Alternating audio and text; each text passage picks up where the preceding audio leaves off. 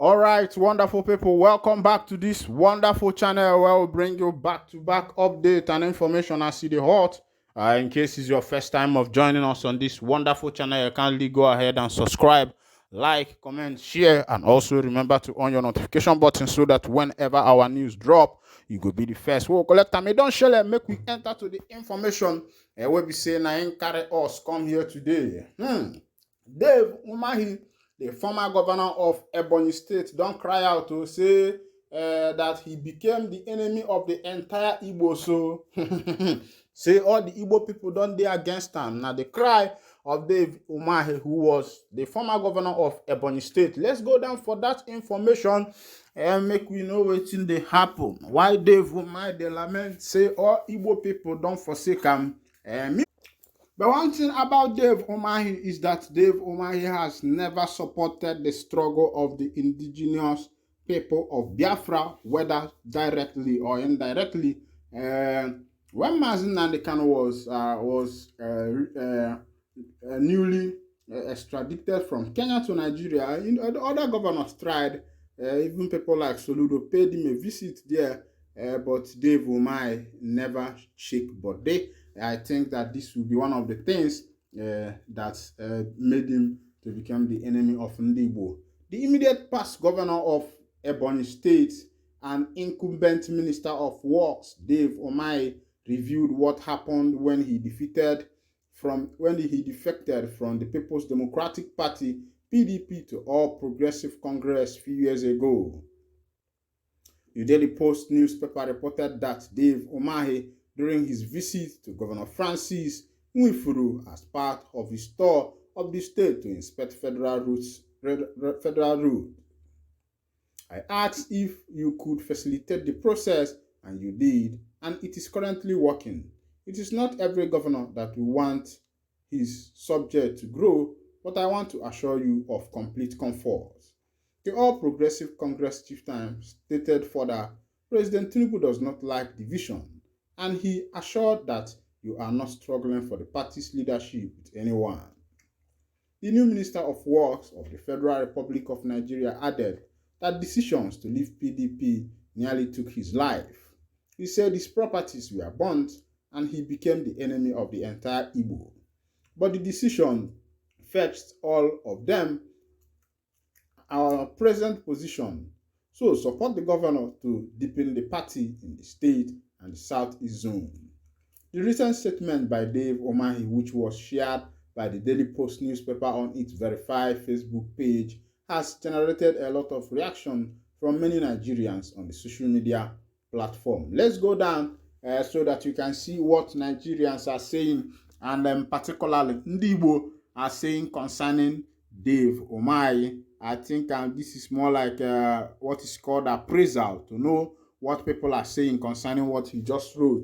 Now, somebody said Judas Iscariot, Tinubu did not defect before he became a president. He stayed put in position and ensured that oppositions was strong. You benefited in PDP, held various positions in the party. Immediately the party became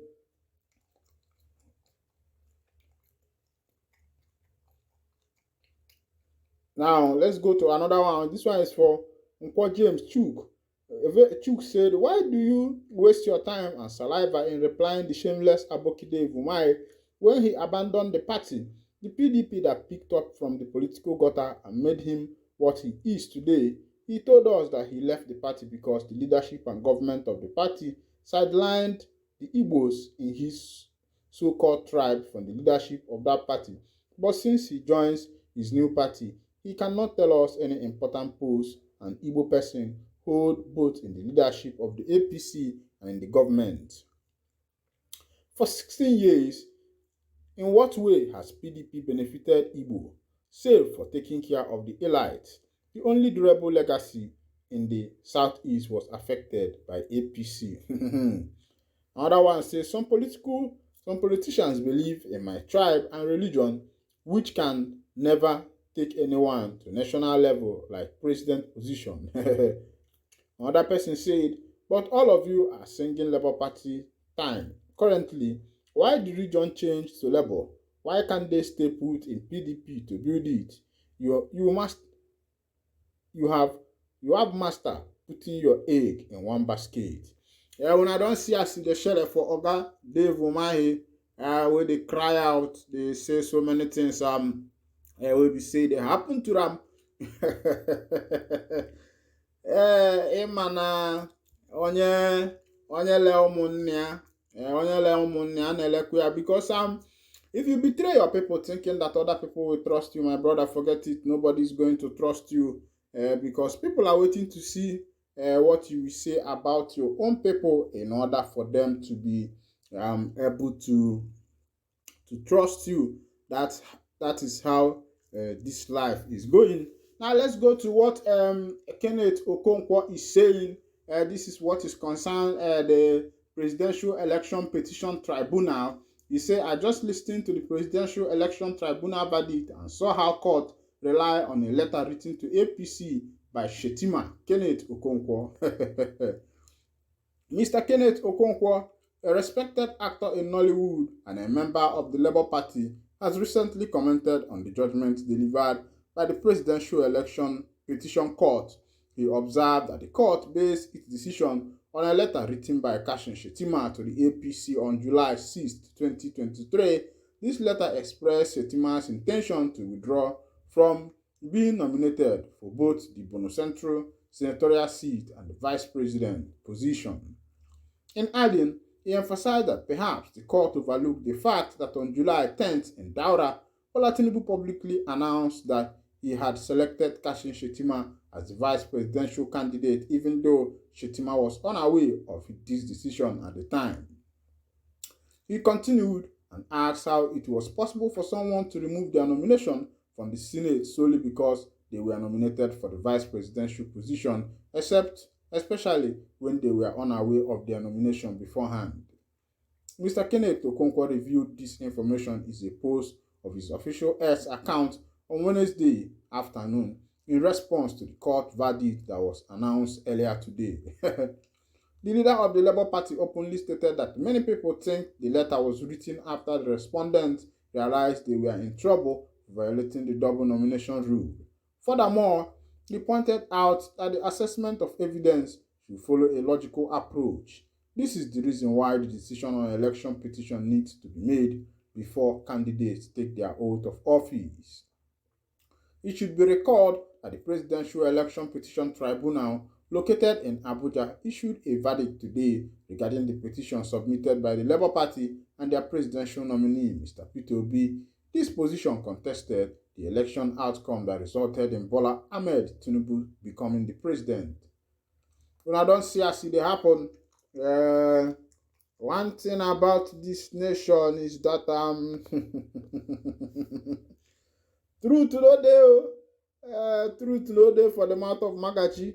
Why truth no dey for the mouth of the lawyer?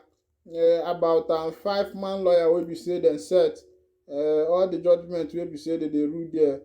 Na wetin people no even understand. They no even understand at all, because first of all, the Constitution of Nigeria says that it must be 25% in Abuja, because Abuja is the capital city in the nation. Now, Abuja does not have a governor. What Abuja has is what is called FCT minister. And now, if the presidential tribunal decided that Abuja will no more remain remain the FCT. Now, let them give Abuja governor so that they will know solely that Abuja has a governor. I think that should be the best thing, because why would they now insist that the 20% in the Federal Capital Territory does no more matter? I think that is wrong, because these people were the one who made this constitution, and they are also the one flouting this constitution. And I don't know how it is going to be for the people of Nigeria. And what the politicians in Nigeria forget is that whatever that is happening in Africa is affecting the whole structure of politics. I mean, whatever that is happening in Nigeria is affecting the whole African political structure.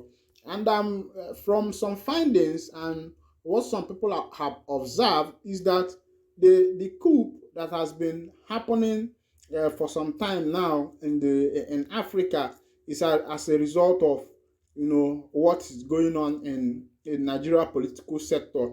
Because had it been Nigeria political sector as the giant of Africa is upholding their political system as strong as it should be, I don't think that what is happening in Africa now will still be going on. But because Nigerians have forgotten their position in Africa, they have forgotten that all Africans are actually looking up to them to make their decisions, and because of this, they are making the mistake of not looking, properly looking into, their means of taking decisions. Because had it been that these things were properly considered or put into consideration, by now I think what is happening in the West Africa would not be the case. Meanwhile, I'll be winding down the curtain here. And if this is your first time of joining us on this wonderful channel, kindly go ahead and subscribe, like, comment, share, and also remember to on your notification button.